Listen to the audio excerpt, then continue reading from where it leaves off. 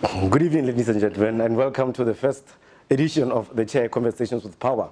And of course, we take this opportunity to welcome our first ever guest, the President of the UDC, the President of the BNF, Leader of Opposition, Comrade Duma Gideon Boko. Thank you very much. Let me acknowledge not just yourself as an old friend that I've engaged with, quarreled with on many an occasion, but gratefully acknowledge others who are here, the likes of members of Parliament. Kenny Max is in the House, Sticks, Dr. Rapids, many other comrades, friends. I see Ota Mukoni, I see other scribes here, I see some of the young Turks, young lions of the BNF. I see members of the trade union movement.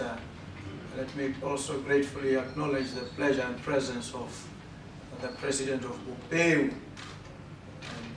thank all of you so very much for gracing this occasion. Today I'm happy to first be called Power. So when they say conversations with power, and I find myself being the one conversed with, I take it to be a good omen that power is certainly coming my way. So thank you very much. Thank you. Okay. Maybe I should just lay out the rules of engagement here. Basically, what is going to happen is I'll be leading the discussion with Gideon Duma Boko. I'll be asking him a few questions about issues of interest. Obviously, we all know we want to talk about what is currently happening at the UDC. We want to know what is it that the UDC wants to do going forward. And obviously, we also want to know certain things that we may not necessarily have had the opportunity to ask Gideon Duma Boko about. Indeed, to do with leadership especially, because in this country, there's this thing that we keep saying that there's a crisis of leadership in Botswana. But what exactly is leadership? What is it that we expect from our leaders? So do feel free from time to time to ask him those questions. What's going to happen is I'll be questioning for about 15 minutes. Then I'll give you just a brief 5-minute opportunity to ask questions. It might be a good idea to jot your questions down because I might not even ask for you to raise your hand. If you have the misfortune of me knowing your name, I just might call you out and ask you to throw a question at him. So just be ready with your questions, then just keep engaging with him like that. So do expect questions to come through every 15 minutes. Then after 30 minutes, I'll definitely give you an opportunity to raise your hands and then ask him questions. And then we'll get back to the final side of them. The final part of the discussion. And then, of course, afterwards, we can now have a one-on-one Reboko. You'll just find ways of asking whatever questions you want to ask him. It's ideal that when I'm discussing with him the issues of UDC, let's try and take the questions around that particular topic. So when we are done with it, we don't have to go back to it a little later. So those are basically our rules of engagement. And it's also important to note, ladies and gentlemen, that we don't really have a very good PA system here. So let's observe as much silence as possible. I know Mr. Boko is a very charismatic man. He will crack a few jokes. We can laugh, but let's not laugh too loud or not laugh forever. Let's try and keep it nice and tight and control it in that manner. And we can now go back to our discussion. I think the most critical thing to start with Reboko, your party, UDC, has been embroiled with quite a lot of, I wouldn't say strife, but certainly there's been a lot of news around UDC. But before we get to discussing UDC, my interest is, we've been talking about power coming to you. Do you genuinely believe that you will be the next president of Botswana come 2019? Without any doubt. I don't have the slightest doubt in my mind. Not just from a self-affirmation point of view, which is also very critical. You know, prayer is asking but also believing. Not just that you will get, but that you've already received, and conducting yourself in a manner consistent with one who has already received whatever blessing you are asking for. So from that perspective, I'm in absolutely no doubt that power will come the way of the UDC. That's the first. The second is that those who are looking for signs and signals will find them aplenty as we go forward. That the umbrella for democratic change is refining, it's positioning itself, it is readying itself for the very important role that it has to play in the lives of the people of this country. So I have absolutely no doubt about this. You talk of signs and signals. One's interest is the signs that are coming out, or it is the perception that is coming out, really. Is that of a party very much at conflict with itself? Yes, I always say that when you are in a relationship, and the umbrella for democratic change is one such relationship, even at family level, there will be certain quarrels, certain disagreements, certain differences of viewpoint that are most welcome, even at family level, because they help you understand each other's point of view. But in the context of the umbrella for democratic change, you are bringing together 4 political parties, not just people from the same family. You're bringing people from different political cultures, different political backgrounds. And you want to create a unitary formation out of these many parties. It is a challenge. It certainly isn't as easy as people may think.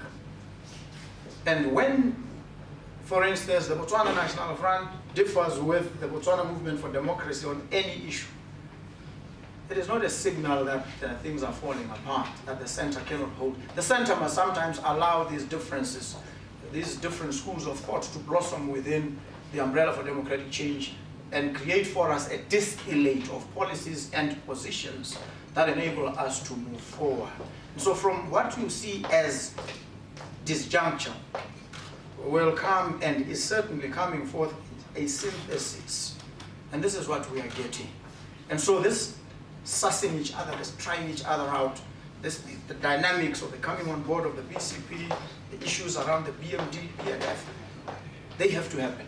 We cannot go to 2019 without some of these challenges, some of these experiences. And they make us better leaders, I think. But Reboko, this is a platitude that gets thrown around a lot whenever we talk about what appears to be strife. But do you do it totally oblivious of the realities that you are creating a perception of a discredited party, in that the middle class, or at least the independents, the unaffiliated, may lose hope, may become apathetic when they look at UDC, because it looks like a party that is not ready to lead. You may know the reasons for it, but surely at this point in time, when I'm looking at it from the outside, it doesn't really inspire much confidence. Well, of course, there may be those, I don't know whether you genuinely belong to that category, who may not have sufficient levels of confidence. But I have absolutely no doubt, having interacted with the masses of our people across the breadth and dimensions of this country, that they have so much confidence in the umbrella for democratic change. What we need to do, and we must acknowledge as a challenge that we must wrestle with, is to try and get yourselves, members of the middle class, to appreciate these dynamics, to also engage with them in a manner that enables you to appreciate what is really going on, and not to be alarmist about these things. What are the challenges, if we may concretize the discourse? We have the Botswana Congress Party coming on board. At the level of policies, there's absolutely no fight, no battle. There never was. Even in 2011, there was never any difference when it comes to policies of the umbrella for democratic change. And so the coming on board of the Botswana Congress Party did not change that dynamic. So at the level of policy, and this is what matters, there's absolutely no difference. What then are the challenges of the UDC? First, and this is the perennial question, the challenge of the distribution of power. And the distribution of power flows from the nature and character of the umbrella for democratic change itself. The umbrella for democratic change is not a unitary party. It is a coalition of 4 at the moment, hopefully more at some point, but 4 political parties. And so there's collaboration. There's bound to be some competition even in this collaborative engagement. We need to acknowledge this. We need to be upfront about it. We need to understand that there will be these challenges. So the issue of power distribution at the level of the leadership and also at the level of constituencies. And it often rests at that level. At the level of the leadership of the UDC, there's not much. At the level of constituencies, where each one wants to be recognized, each one doesn't want to get swallowed by others, as it were. So this is where the real challenges are. But Reboko, isn't that a sign of a failure of leadership? I mean, they say attitude reflects leadership. So if the position of leadership does not cascade to the lower structures. Surely it's a failure of leadership on the part of the leadership of all the four parties that are contracting to the UDC. It lies with you then. It means the four of you are failing at leading your people. Well, if there were timelines when these things should have been achieved, maybe. But the real point is this. These different issues are layered. And at the level of the constituencies, you don't just have the leader telling those led what has to happen. You have the classical example of what Jean-Pierre Baudot called leadership being dispersed. We have leadership at constituency level, leadership at ward level, leadership at regional level.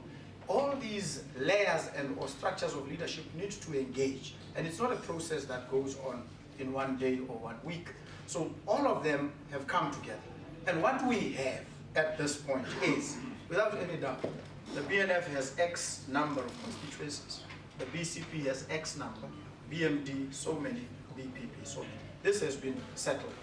But even as these things have been settled, because they are not cast in stone, others keep coming back and saying, don't you think we may need to change approach here?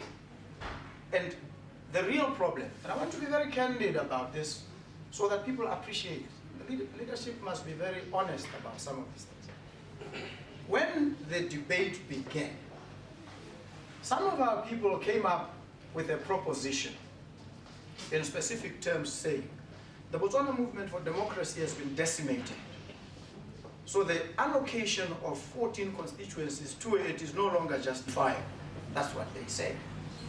And therefore, what do we need to do? They say, let's take back some of the constituencies. This is a proposition. And my response, which is still my position in relation to that proposition, is this. That's not the correct thing to do. What we ought to do is, we ought to say, on facts, you, the BNF that has been given 22, what is your roadmap for delivering these 22? Are you in a position to? At all levels, quality of candidates, structures that are in place, the machinery that we're going to deploy in the campaign, are you ready? And when the BNF engages in a critical self-examination, comes up with what Antonio Gramsci calls a critical self-inventory and says, out of the 22, we are solid in 20, we have challenges in 2. And these 2 that we have challenges in, we want to throw into a basket, UDC, help us here. And we look at BCP. And the BCP engages in the same critical self-evaluation and says, we have 3 that we are challenged in, we throw them in the back. We go to BMD. We're not saying we are taking back, we are saying we're auditing ourselves, we're evaluating, how do you stand? Then they are more amenable to saying, we think in these ones we have challenges. But when you approach them in a sword-rattling manner and you say, we want to take 10 constituencies or 4 constituencies from you, you are creating a recipe for a fight. So let's not approach these matters this way. This has been my approach. This is where leadership comes in. And when you deal with these things, some of these matters are emotive. People respond with emotions, they attack. You need to stabilize them and then take the issue back to the substance and say, are we ready as the UDC, each and every one of us? This is the matter. We're going to get to that as an issue. I just want to take you back a bit because you're discussing this as if it's in a vacuum. Opposition is notorious for failing to unite. Even in 2014, where UDC did well, there still was BCP outside. Going into 2019, looks like AP will be outside. So the reality is that opposition is famous for this. At what point did you begin to realize that there's something fundamentally wrong with the way people approach opposition unity? And do you think there's anything that can be done differently that you think will ensure that in 2019 there'll be a single united opposition? Because we shouldn't look at this as if it's the first time it's happening. Opposition fails most of the time. My starting point in all these matters, I start as a social scientist above all. These things are not modular or formulaic. You don't bring a formula, some mathematical notation plot and put names, Boko, Salashando, this one and the other, and it rolls and it gives you an exact answer. It doesn't work like that. These things are fluid. These things are subject to vigorous subjacent experimentation. And so the issue of opposition unity, I think what people need to do is to give due credit to the fact that we have come this far. We are not there yet, but we are almost there. I don't mean to cut in. What is this far? Because the intention ought to be taking power. You haven't taken power in 52 years. Yes. Let's forget this. 50 or so years behind us. Let's look. I just want us to look at that as a recurring sort of theme in opposition unity. We had 3 of us in 2014. Unfortunately, the Botswana Congress Party wasn't one of us. Lessons were learned from that experience. And from the crucible of this experience came the intention to have the Botswana Congress Party on board. It must then count as a stunning success that the Botswana Congress Party is now on board. And to the credit of everybody else, that the 4 still remain. Of course, one of us then splintered and split, and we have the AP. We will engage with them as well, hopefully, at an appropriate moment. But what we will not do is to allow the 4 to disintegrate in an effort to lure the 1. We will consolidate the 4. We will ensure that we have this unity solid, and then we approach those outside. Because then, it seems to me, there will be a stronger and more compelling case for them to come back. And so we need to manage these dynamics. But then what do you say to the position or the accusation that part of the problem in opposition is there are very few people with real leadership credentials. A lot of you learned on the job. You don't really have a long history of actually leading a major organization and showing your leadership abilities. Well, there may be some truth to that, I'm not sure. I have been in the mix, and some of these things,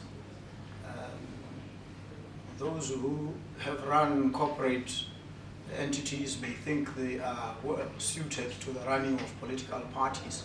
Some have run churches and they think they know how to run a political party. Sometimes, because these things are not formulaic, as I say, you deploy a set of skills that you acquire in different arenas of life, and you come back here and you engage. And sometimes it is important to have people who have never been, because those who may claim some experience along a certain beaten path and they think within the box, sometimes just don't even think outside. Throw away the box and try and carve a way. And that is why, with the umbrella for democratic change, it is something that has never quite gelled. And so for it to gel with 4 political parties, to have challenges, of course, but for it to hold its own, and for the 3 to have performed so admirably in 2014, must indicate that this is the right way. It just is a matter of ensuring that this unity holds and goes into 2019. I think we've succeeded in that regard. You appear doubtful that BMD is very much a weakened party. What is your view about that? Because there's certainly, it appears to be even common sense out there that BMD definitely is a very weak party at the moment. But you appear to doubt that, and you're very much in support of BMD. The problem with common sense is that it's common to those who hold on to it. I always want to look at facts first. Secondly, to me it's not even a question of how weak or how strong. It's a question of, this is a political party in our political landscape, and we want opposition unity. It must be in the fold. And so if it is still in the fold, however weak it may be, for me, it is, if I check the success box, we still have BMD, and we should have it. Then we can go and find out if we can get others. But what I will not submit to is to now start apportioning strength and saying, this one is weak, we don't need him. No. However weak you may be, you are needed. The Botswana People's Party has a rich political history. It may not be as strong as it was before, but it is in the UDC. UDC, and it plays a critical role. But I don't think the issue is so much that BMD is not important to the party. To UDC. The issue is that it appears to be causing acrimony in the UDC, either directly or indirectly. There appears to be a lot of problems associated with the BMD. I think that is really the concern, that for a party that is perceived as weak, it seems to be causing so much acrimony within the UDC. That is the real issue. I don't think that that suggestion is correct for causing acrimony. I think all of the parties, you see, in a situation like this, in a relationship of this nature, you're bound to have what some scholars describe as relational ambivalence, where others either don't understand the other or are suspicious of their motives, and so when they deal with them, they already have a predetermined stance that they take in relation to them, and causing the others in turn to also have an attitude. It is not a one-way street. It covers all of us. And so we need some magnanimity. A leader who has to engage, to deal with these challenges, must have a sense of magnanimity. You must be able to listen even to the weakest of them, engage and try and find a way. The Botswana Movement for Democracy reacted to a suggestion that certain constituencies would be wrestled from there. And it is understandable. You may not agree with the reaction. They may have overreacted, but they certainly reacted to something. And we need to understand what triggered this reaction that you now term causing acrimony. And once we understand the cause, we can then deal with how to provide solace, how to comfort and say to them, no, nobody is wrestling. We want the best for the collective. And that means we need to examine ourselves and examine you as well. And that's what is it. In the midst of all this, when Reboko makes a decision, is he making a decision informed by his position in the BNF, by the UDC, or just personal views that opposition ought to be united come hell or high water? I operate in the composite capacity of president of the BNF and president of the UDC. I'm alive, as I say, to the dynamics of collaboration or cooperation between these parties. I'm also alive to dynamics of competition. And so when I act in that composite capacity, I do not champion, for instance, the parties and interests of the BNF to the exclusion of the interests of the BCP and the BMD, as well as PP. I try and engage in a very delicate balancing exercise. And this is, for me, what informs my responses, my actions in relation to all these parties. The fact that I come from the BNF doesn't mean I will favor the BNF. But in the event that the BNF has a different position from what you believe in, say they want BMD out, what would you do in that instance? If the BNF, you see, to get, they will articulate their position. We will deal with it and address it and indicate to them what is possible, what the implications are, as we have done. And my sense at this point is they all have understood. I've engaged with, for instance, and the BNF, there wasn't any such serious agitation that the BMD should be out. I've engaged with the BCP, the leader of the BCP. I don't want to cut in because I need you to understand my question, really. I want to understand, in the event that the BNF would not want BMD in the UDC and they threaten to leave, what would you do in that instance? I'm much more interested in knowing where your position as a leader or a personal position fits in when there's a collective in the BNF that wants something different from what you believe in. When you're a leader, that's a very simple question to answer, because I'm a lawyer. I've handled cases where the client wants me to say this and I don't want to say it, and I tell the client, look, you may go get another lawyer. If the BNF comes with a position that I find untenable, popularly adopted, I have an option as a leader to say to them, and I've said this before, if you want to pursue this route, I think this is a route of self-destruction. I will not be party to it. I'll tender my resignation as a leader of the BNF and allow the party then to find a leader who will pursue that vision that I disagree with. That's just the way a reasonable leader reacts in those circumstances.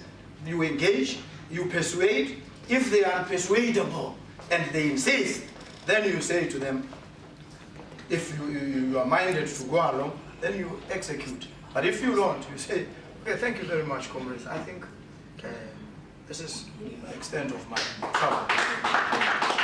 And I'm saying this with all seriousness and humility, that every leader, when you are caught in a situation where you cannot, in good conscience, execute what you are being told, step aside.